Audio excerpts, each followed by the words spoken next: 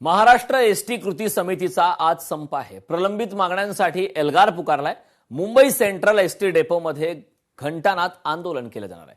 वेतनवाढ आणि इतर सेवा सुविधांबाबत एसटी कामगार आक्रमक झालेत। एसटी कर्मचाऱ्यांच्या प्रमुख मागण्या कोणत्या आहेत पाहूयात ग्राफिक्सच्या माध्यमातून। एसटी कर्मचाऱ्यांच्या राज्य सरकारी कर्मचाऱ्यांप्रमाणेच वेतन मिळावे ही मुख्य मागणी आहे। महागाई भत्ता आणि वेतन वाढीची थकबाकी ही त्वरित मिळावी। सेवानिवृत्त कर्मचाऱ्यांच्या समस्यांचं निराकरण व्हावे। एसटी महामंडळाच्या आर्थिक सक्षमीकरणासाठी ठोस धोरणे आखावे। 2016 पासून वार्षिक वेतन वाढीचा दर हा पुन्हा 3% करणे।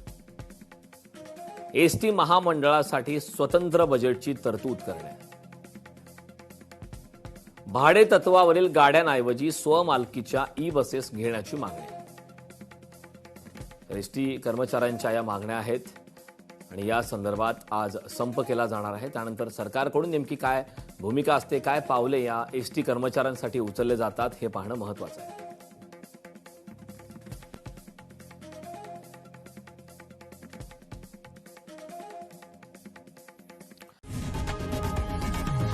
लोकशाही मराठी ऐका, पहा, जागरूक रहा।